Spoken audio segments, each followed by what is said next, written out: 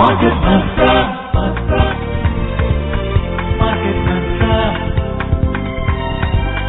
Market Mantra. Market Mantra. Market Mantra.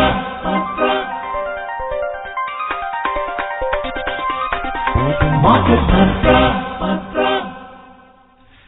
Good evening and welcome to the Sunday edition of Market Mantra, the program in which we give you a complete update on the economic news of the day.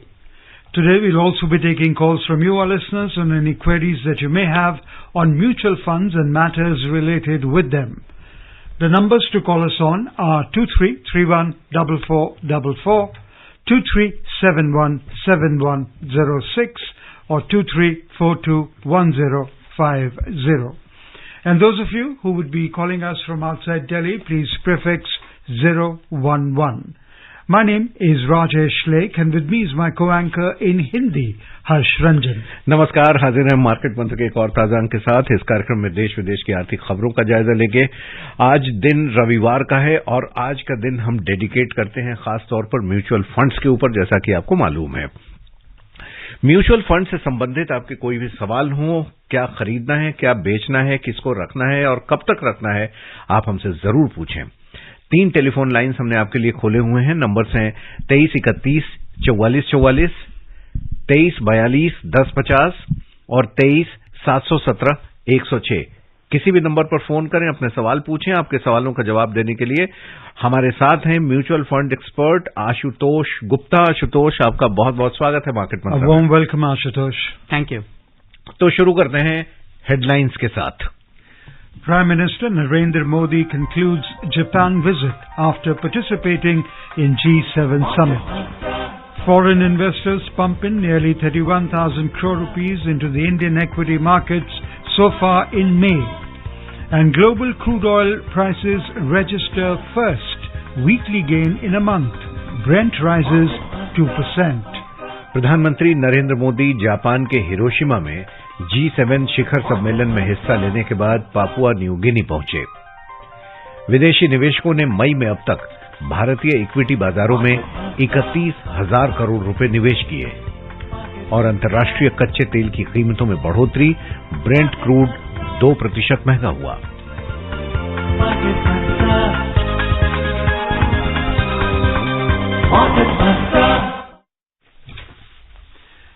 Prime Minister Narendra Modi has departed for Papua New Guinea. In fact, he has arrived in Papua New Guinea for the second leg of his 3-nation tour to Japan, Papua New Guinea and Australia. Mr. Modi will jointly host the 3rd summit of the Forum of Indian Pacific Island Cooperation, FIPIC, jointly with his Papua New Guinea counterpart James Marape tomorrow. FIPIC was launched during Prime Minister Narendra Modi's visit to Fiji in November 2014. The FIPIC includes India and 14 Pacific Island countries. Prime Minister Modi will have bilateral engagements in Papua New Guinea, including meetings with Governor-General Bob Dadade and Prime Minister James Marape. This is the first visit by an Indian Prime Minister to Papua New Guinea. Earlier, Prime Minister Narendra Modi began his bilateral engagements this morning by holding talks with his UK counterpart Rishi Sunak in Hiroshima, Japan. The two leaders reviewed India-UK strategic partnership and took stock of progress in India-UK Free Trade Agreement negotiations. Both the leaders agreed to deepen cooperation across a wide range of areas such as trade and investment, science and technology, higher education and people-to-people relationships. Mr. Modi also held fruitful talks with Brazilian President Lula da Silva on the sidelines of the G7 summit.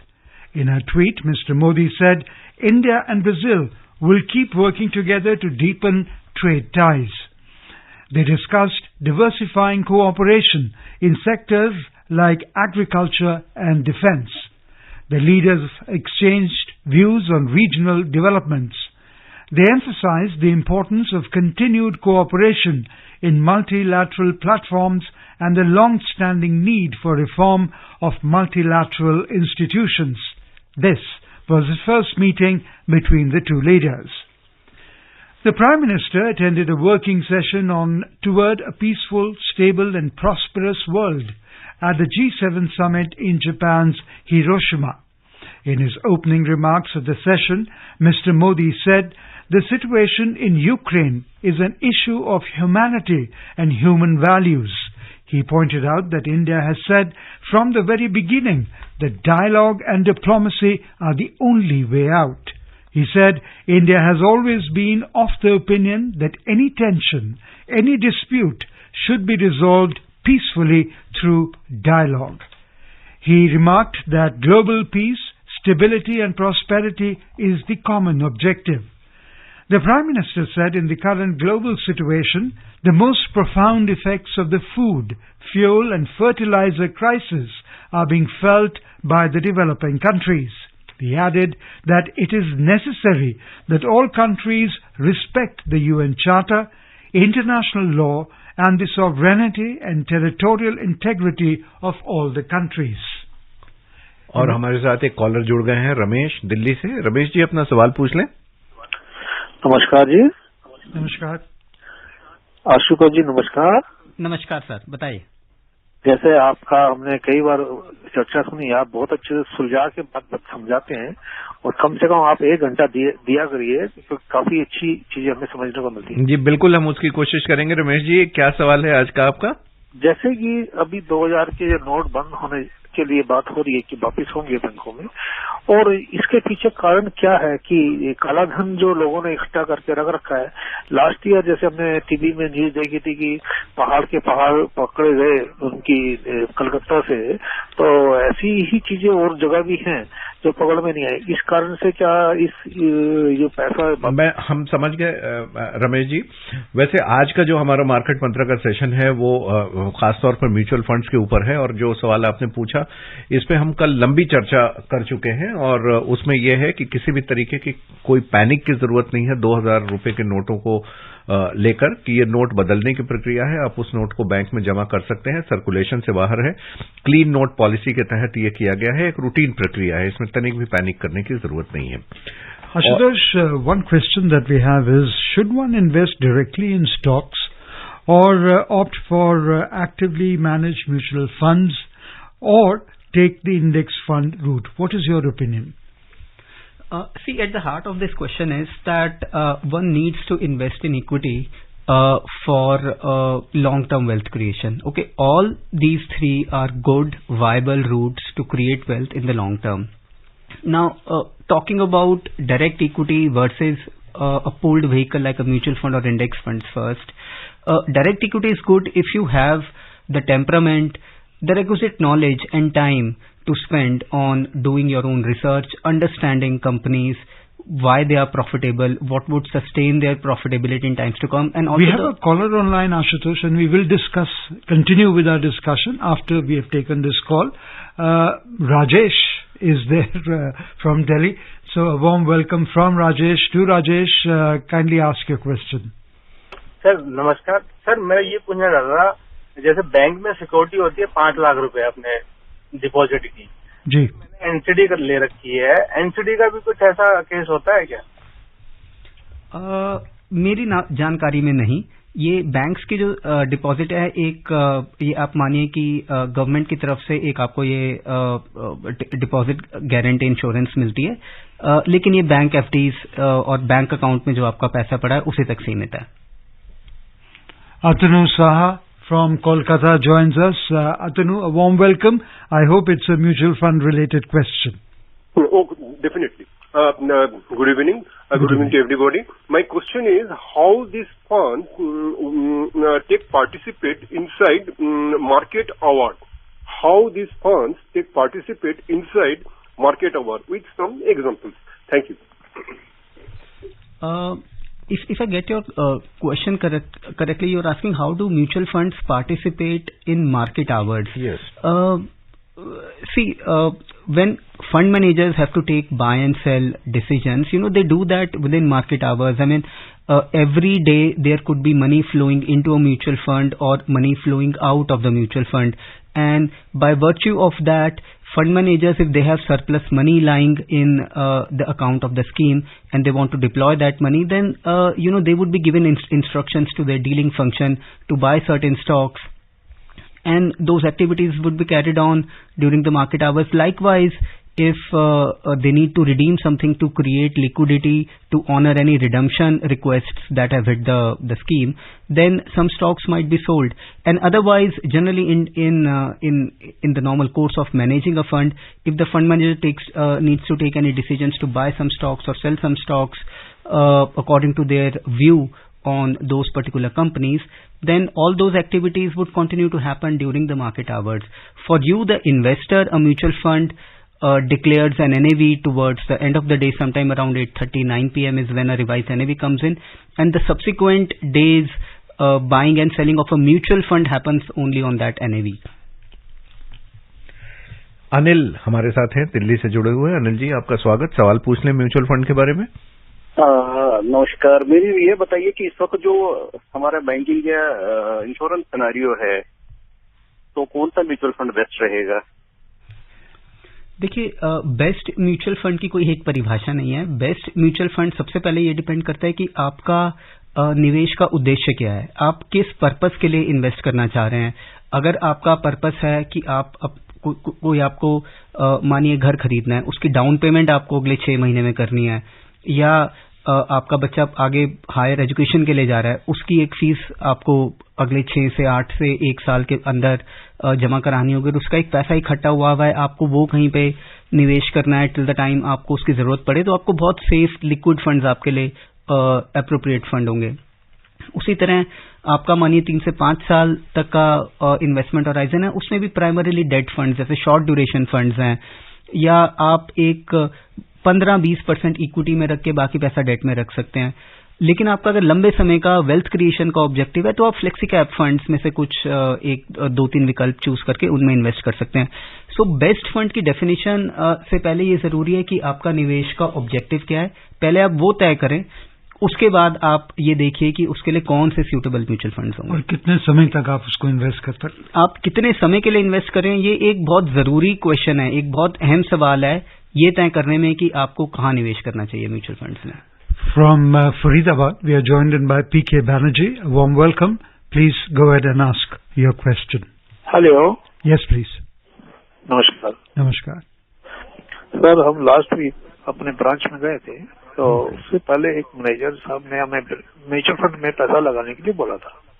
हमने FD में अपना पैसा लगा रखा था, तो उन्होंने कहा म्यूचुअल फंड में आप पैसा लगाइए। अब वो मेरे साथ चेंज हो गए, तो दूसरे साहब आए, उन्होंने हमसे बातचीत करी, तो उन्होंने मना किया कि नहीं, इसमें कोई फायदा नहीं है। ये कन्फ्यूजन कैसा है समझ नहीं आता। हम आराम से सही तरीके से क्योंकि पैसा लगाना चाहते हैं म्यूचुअल फंड में, पर नॉलेज नहीं है, हम एफडी में ही हम पैसा लगाते हैं, तो इसके बारे में क्या समस्या है, हमें बताएंगे जरा। देखिए, जैसे मैं अभी पहले भी कह रहा था कि आपको म्यूचुअल फंड में पैसा लगाना चाहिए कि नहीं चाहिए, 2-3 आपको सवालों का, और आप खुद उसका सवाल अपने आप ही दे सकते हैं। कोई भी बैंक मैनेजर या कोई भी एक्सपर्ट या कोई भी एडवाइजर आपको वो नहीं जवाब दे पाएगा। पहली बात तो ये कि आपका मकसद क्या है इस निवेश का। अगर आपका ये निवेश बहुत छोटे टाइम पीरियड के लिए है, 2 साल 3 साल के लिए, तब आप एफडी में भी रख सकते हैं। आप डेट म्यूचुअल फंड्स ले सकते हैं, म्यूचुअल फंड्स के इंक्रीमेंटली आपको थोड़ा ज्यादा बेनिफिट होगा, लेकिन कोई उससे आपको बहुत इंक्रीमेंटल बेनिफिट नहीं होगा। अगर आप एफडी में कंफर्टेबल हैं तो आप एफडी में बने रह सकते हैं। अगर आप लंबे समय के लिए निवेश कर रहे हैं, आपको एक जेन्युइन वेल्थ क्रिएशन आपको करना है, जो कि एफडी में पॉसिबल नहीं होता। एफडी में आपको भले ही 7-8% रिटर्न मिलता है, लेकिन जब आप उसमें से टैक्स और आप इन्फ्लेशन का एक जो इम्पैक्ट होता है वो सब आप फैक्टर इन कर लेते हैं, तो आप कोई खास उसमें से रिटर्न नहीं कमा पाते हैं। तो अगर आप लंबे समय के लिए निवेश करना चाह रहे हैं, जेन्युइन वेल्थ क्रिएट करना चाहते हैं, और आप मार्केट के उतार चढ़ाव को सहने की क्षमता रखते हैं, क्योंकि ऐसा भी टाइम आएगा, म्यूचुअल फंड एक सीधी लाइन में रिटर्न नहीं देते जैसे एफडी देती है। कभी कभी ऐसे मौके होते हैं कि आपके 10,000 रुपए लगाए हुए शायद वैल्यू में 8,000-7,000 भी रह जाएं, और उसके बाद वो फिर बढ़ते हैं, तो लॉन्ग टर्म में वो अच्छे रिटर्न देने में सक्षम है। शॉर्ट टर्म में उतार चढ़ाव चलते रहते हैं। अगर आप इससे बहुत ज्यादा परेशानी में नहीं आ जाते, अगर इससे आपकी रात की नींद नहीं खराब होती, तो जरूर आपको म्यूचुअल फंड में इन्वेस्ट करना चाहिए। लेकिन अपना सारा जो आप एफडी का पैसा है एक बार में ट्रांसफर ना करें, आप एक अपना एसआईपी क्रिएट करें। कम से कम 10-12 महीने या उससे थोड़े ज्यादा टाइम में आप इस पैसे को हर महीने स्प्रेड करें एसआईपी के थ्रू और इन्वेस्ट करें। और डिपेंडिंग अपॉन आपका स्केल कितना इन्वेस्टमेंट का, अगर आप छोटा इन्वेस्टमेंट कर रहे हैं, 5-7 हज़ार रुपए का एसआईपी कर रहे हैं, एक म्यूचुअल फंड भी आपके लिए काफी है, एक इंडेक्स फंड भी आपके लिए काफी है।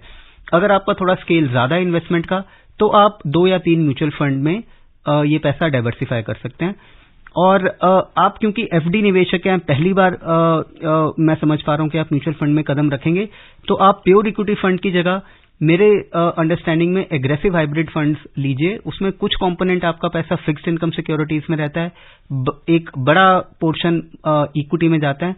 ये फंड शायद आपके लिए ज्यादा सूटेबल रहेंगे क्योंकि ये मार्केट के उतार चढ़ाव को थोड़ा अच्छे से हैंडल कर पाते हैं।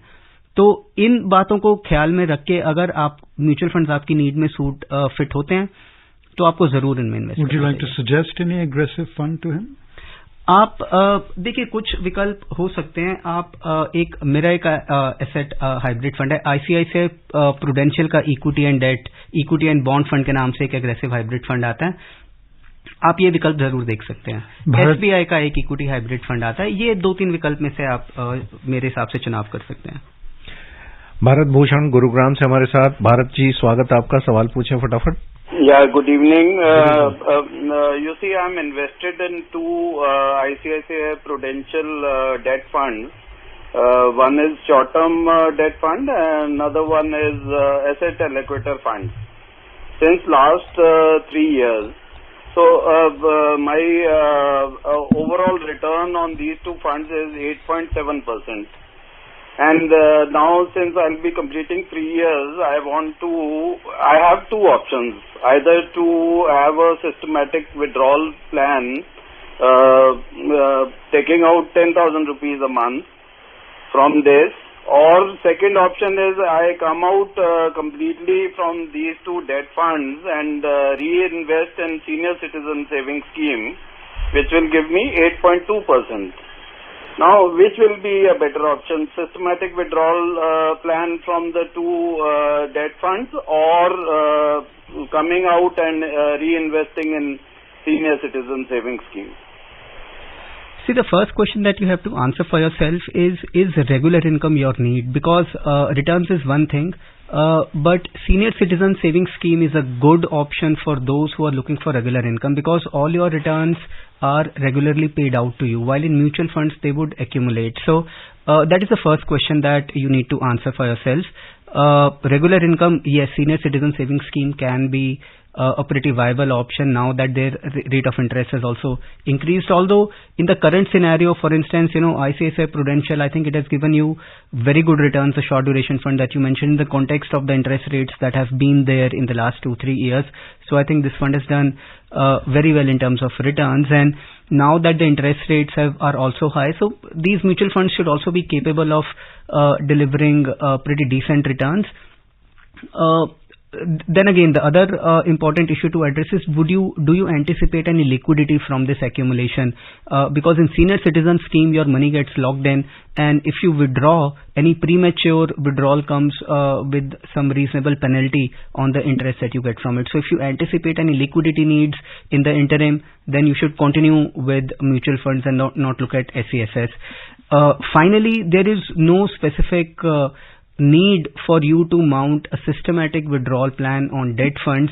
If you want to transfer this money, if basis what we've just discussed, if SESS appears to be a more suitable investment avenue to you, then you can even transfer your money at one go.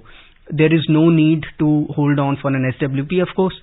If there are any other nuances like exit load coming into play, which I believe would not, given that you said you're invested for 3 years. So I think even a lump sum withdrawal and move to SESS can be suitable. Navneet हमारे साथ हैं दिल्ली से। नवनीत जी, क्या सवाल है आपका? Sir, defence, good evening everyone. Defence के लिए कोई म्यूचुअल फंड्स डिफेंस कंपनी में कोई आप रिकमेंड करेंगे?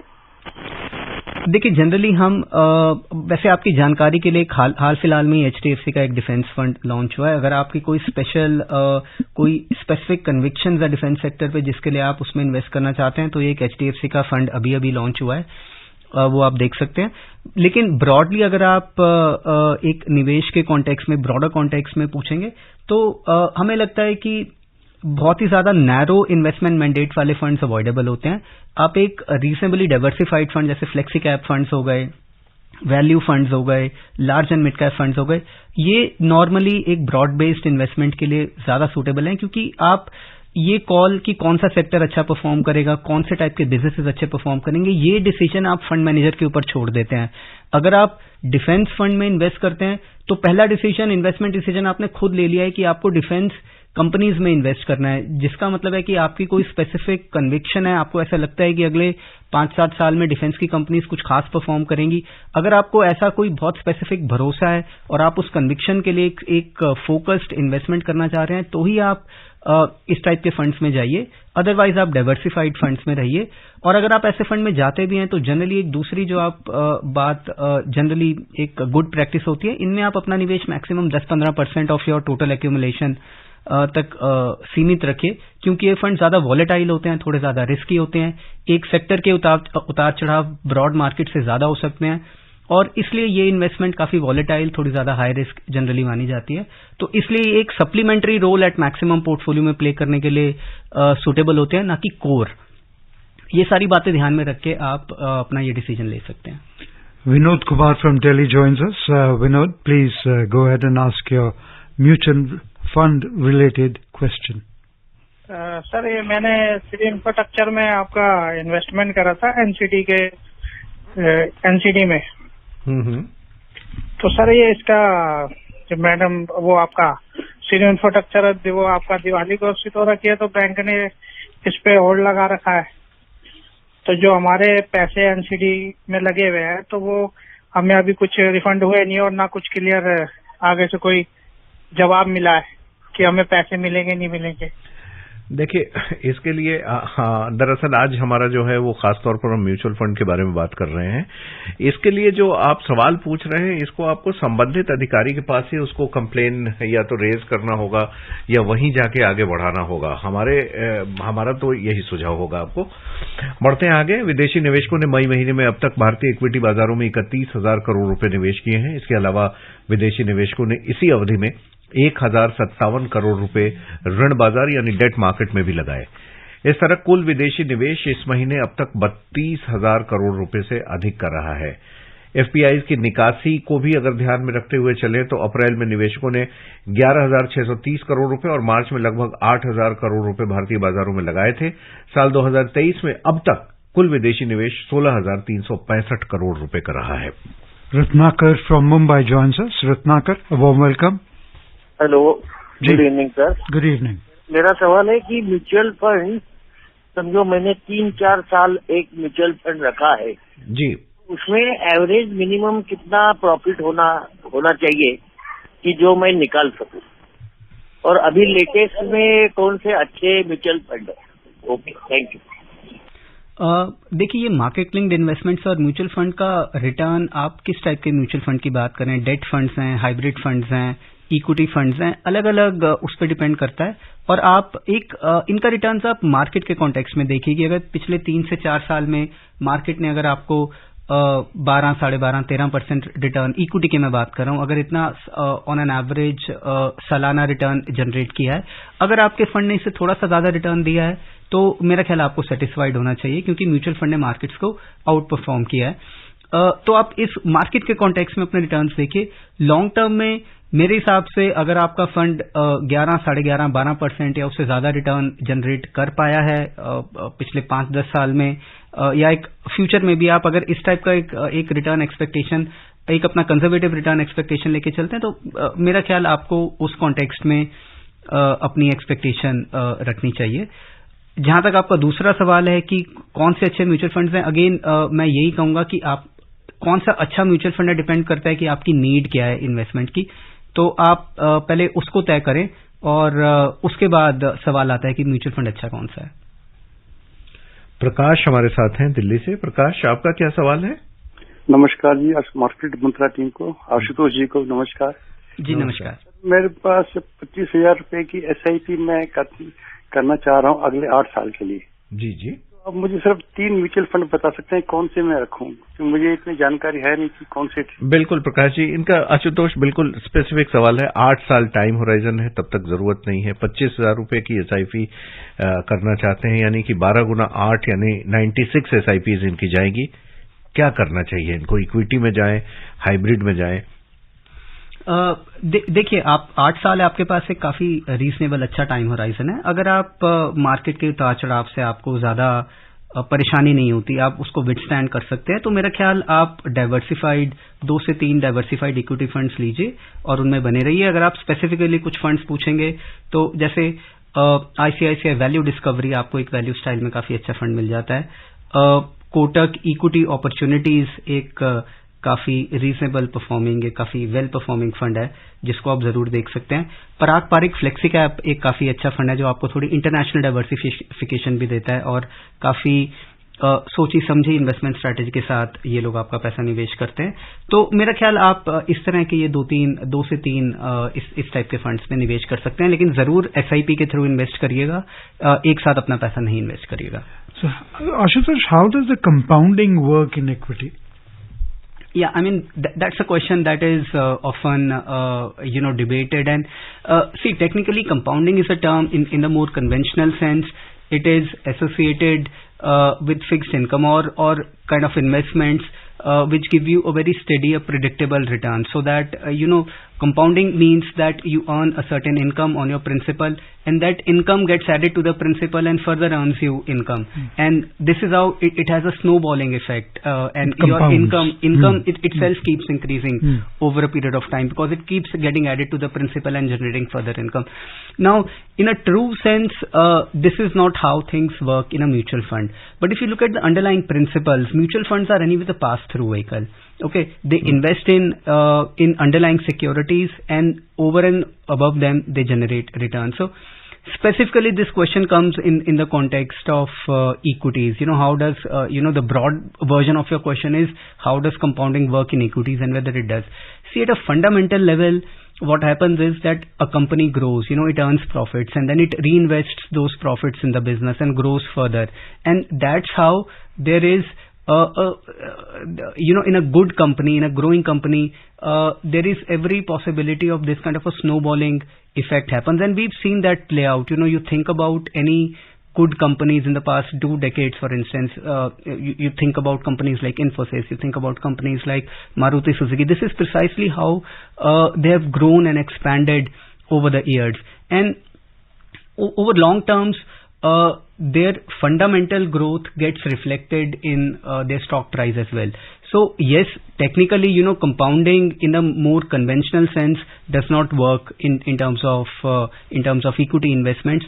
But at the heart of it is that companies which grow and compound, their revenues and their profits, over long term, their stock price should also mirror that growth or reflect that growth.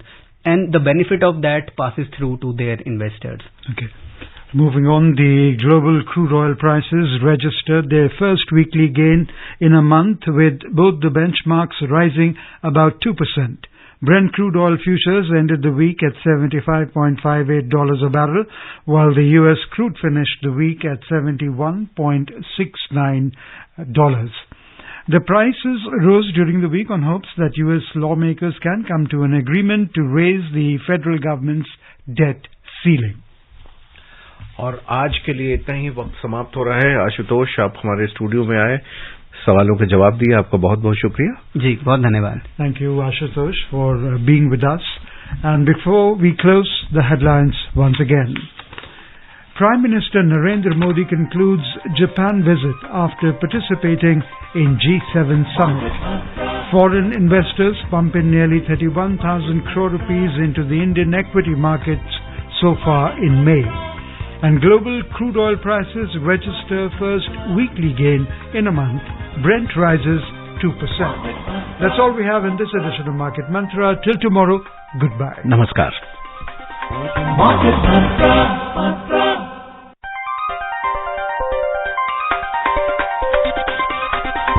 Market Mantra.